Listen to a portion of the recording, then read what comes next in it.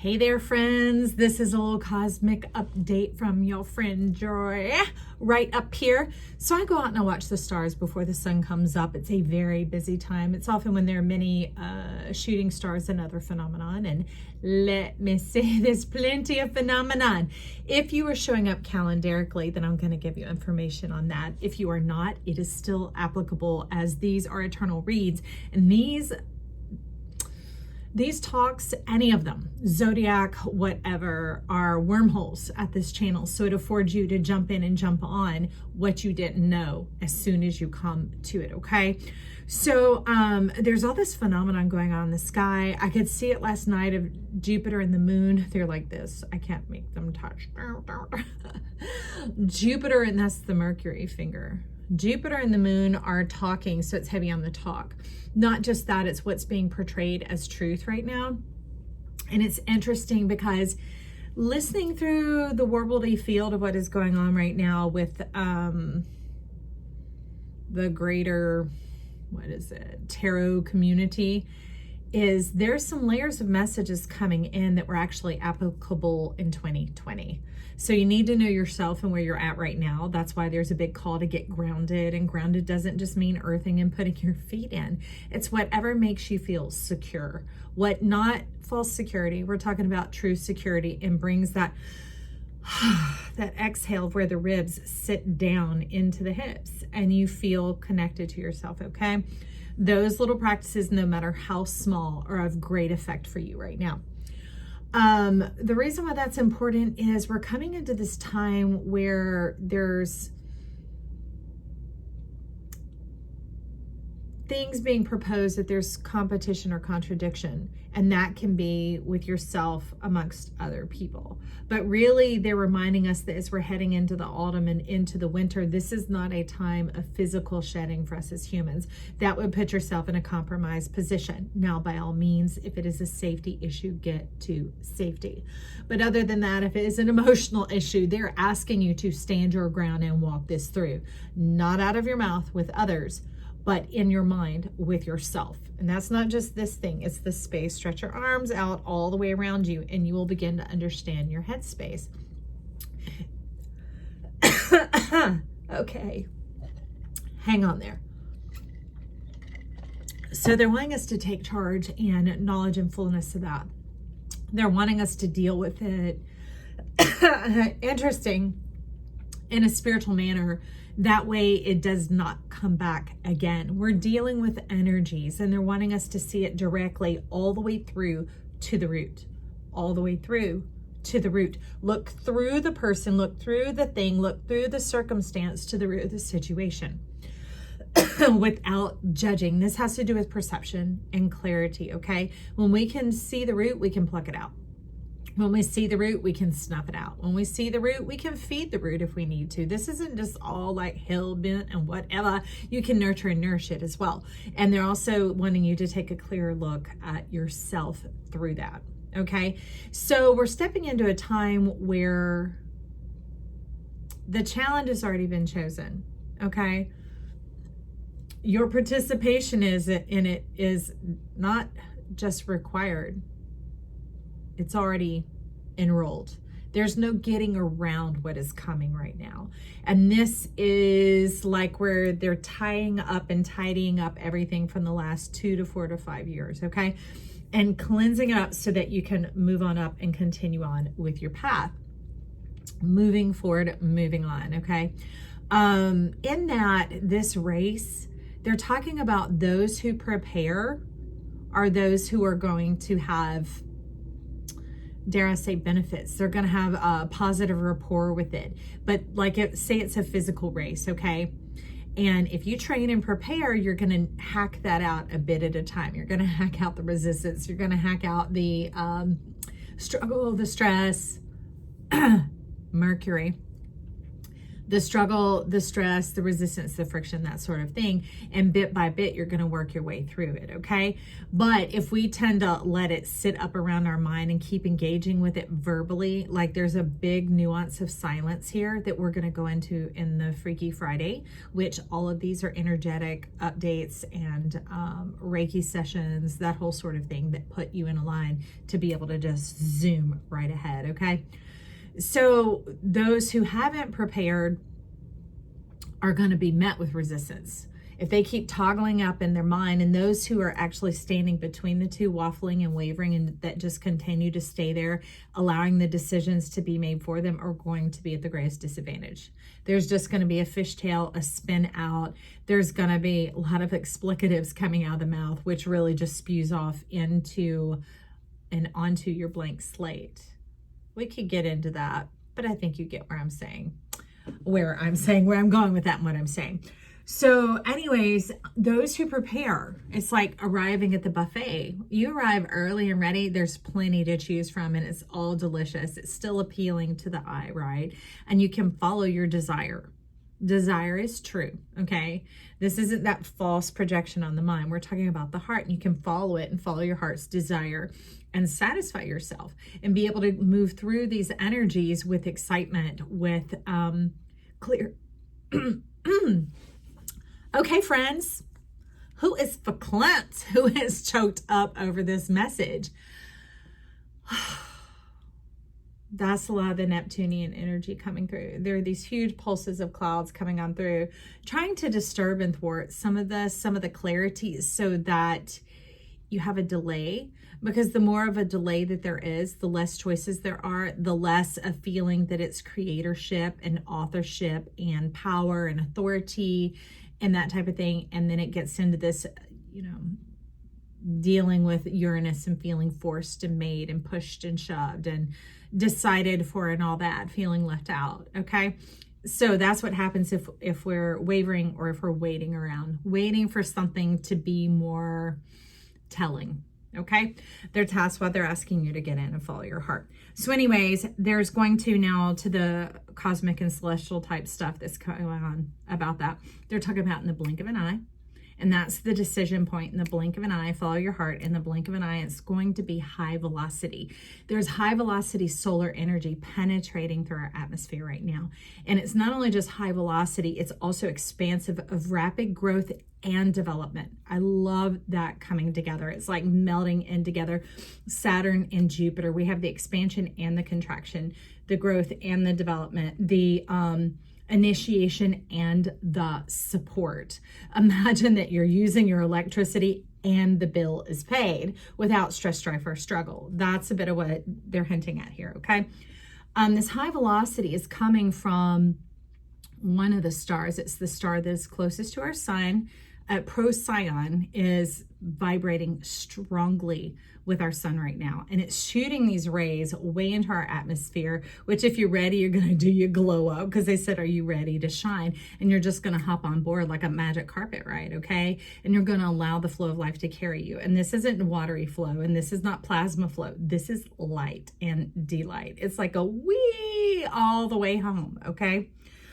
So what's unique is the procyon has to do with like raccoon, ring-tailed cat, that type of energy coming on in, but it's all that you've been building through a series of time for a number of years. Imagine what tried to get stripped away from you, what caused you grief, sorrow, pain, despair in the last 3, 4, 5 years. It can go much longer than that, but that's the most ready in your mind cycle that it can go straight to and extrapolate those images, right? So if you're going there, this is what's coming in. The challenge is to just step forward.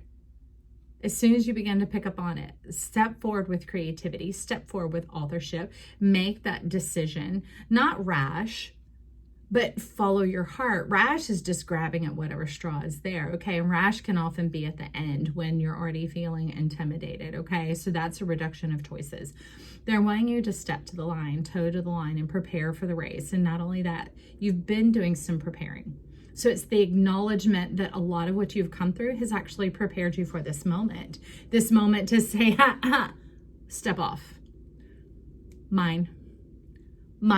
And you choosing mine, dear friend, does not mean others do without. It's just like at that banquet or that buffet. When you're serving that portion onto your plate, you're there, you're ready, you've decided, it's freely offered, it's there for everyone to enjoy. It's up to them when they come, right? And they're not asking you, well, actually, it's not that they're not asking you. They're asking you to step up. They're not asking you to wait. Okay, they're doing both in one fell swoop. All right. So when you serve it up on your plate, step in and enjoy it. They're doing away with the desert and leading to the dessert. They're dissipating the camel energy, the isolation energy, the dead darn dang, and the desert energy, and they're bringing in the flourishing, not just the oasis. No, if it seems like an oasis because you can still see a bit of the desolation around you, it's going to expand out rapidly. And as you stake your claim, meaning put the serving on your plate, put it in your mouth, put your feet on it, step to it with the joy, with the creatorship, with your power, then it quickly overtakes the realm around you. That headspace, remember? And you begin to get into your delights. And that's when you see this open door, exotic open door. Why is it exotic? Well, it's kind of like unique. It's specific to you. It's those things that make you go, or things that make you go, It's the stuff that's very specific to you. Joy originated, coming from inside, zooming up like zoomies inside of you. If you've ever seen a pet have the zoomies, it's like that, okay? So, then they're also talking about you must choose which side you are on. And the thing that I would say, friend, it's like I said, that competition, that contradiction. It's not like, well, let me study the people to see the stronger team. Let me find the grace advantage. That is that waffling and wavering that will put you at a disadvantage. It could put you out altogether, because when you wait till there's nearly nothing left, you don't have a lot of juice to go forward in this. That is the joy. That is the abundant garden. That is the oasis in the promised land, okay? Instead, what I picked up on and what I'll share with you is my choice, okay? You could take it and run with it, but you need to make sure it is your own and coming from an original, authentic place that feels true to who you are. I'm going to choose the observer. No longer staying in the game, having to fight because I have to be against something in order to be for something. They tell me when you sit back and you take the seat of the observer, it is the three in the Trinity. It is the creatorship. And you begin to watch and learn, and the wisdom reveals itself. The truth reveals itself. The beauty comes forward. The things that aren't for you just fall away because you're so engaged in seeing what is and what is enlightening, and like at the buffet. You might see something, you're like, oh, I don't know. But your eyes are looking for, what do I want? What do I want? What would I like to taste? What would I like to engage? What would I like on my plate, right? Okay, so that's why I'm saying the observer, because the hands are attached to the eyes and the plate. And you're like, oh, that's what I want. Kind of like this card. You're like, I'm going to take some of that script and put it up on here. Of course you will. That's you imbibing in the joy of your life going on here. And then we have the third chakra and the fifth chakra going on. And that makes you very happy. And the fifth chakra is here. It's coming into your truth. It's not just what comes out of our mouth. It is, well, we kind of live by example, for simplifying the terms there. Everywhere we go, there we are. We are witnessed by others. So it's valuable to us to also sit and witness life. And don't make this heavy, crass record of your preferences, because it's all in the moment of the now. Learning to appreciate the now, because that means that there is plenty, that there is more to come. You're not limiting yourself going, well, this is forever and always what it's going to be. And next time when I come to this buffet, everybody better bring the same meal because I want to have the same experience. No, you don't. You're a creator. You have a zillion experiences to have. That's the joyousness of this, why they're asking you to step to the line, because we've entered Scorpio, if you're showing up calendarically, which is actually called Scorpius. Then there's this neat little tricky one that kind of got hidden in the fold, and that is our healer, Ophiuchus or Chiron. It's where we heal the wound that we tend to identify with or suffer with the most, ending in the us. Then it moves to Sagittarius, us. And then it's not Capricorn, it's Capricorn us, and then Aquarius. So we're in this big stage of the us, of seeing the big picture. And that's why they're talking about, don't just cut this person out or cut that job out or cut. Because as you do, you're going to have to regather your strength and regather your perspective, because you will have cut it all off. Okay? There's more to come, and they're wanting you to get into the creatorship, into the juices, into the flow, and into that arena, and give it some time, unless it's safety, of course. Okay, friend? And then, yeah, it talks about we are all one. So when you're getting into that, you're getting into the all oneness of yourself. You're introspective. You're going through what is in there. You're able to start hacking out. No. Yeah, not like cutting away, hacking out, but like hacking out a book, sorting things out, that kind of hacking it out. You're able to just kind of start categorizing it, because you're keeping it to yourself. You're looking to yourself. You're considering yourself. You're not having to get an agreement or on the same page with other people right now. So that's what it's saying, is really pull back more of your energy into your personal space, a larger portion, we would say, so that there's not all this having to get on the same page and get on board and try and connect through communication, that type of thing. They're saying, if you know, then go. Okay. And there is a little bit of inference to take a little bit more time to meditate, to shift your state, to sow the seeds to your future. Because when you do, and you write it down and you make a plan, or you make it plain, when you come back across it, it's so much easier to execute. That is your future self planting things here in your past. Because if you're doing it now, you'll have something to look back and reflect on, aka past, right? And when we have that, it gives us the solidarity and the foundation, the traction that we need, so that we don't go spiraling out into the past, of those things that caused us that sorrow or grief, these last number of years. So they're getting into the us, and hopefully we're getting into the us here. Maybe if you like it, you can click that like button, give it a vote for this channel, for this video, for yourself. You could jump on the subscribe and get on this joy train also. Hey, I love you. You can leave comments, compliments down below. Talk soon. Bye.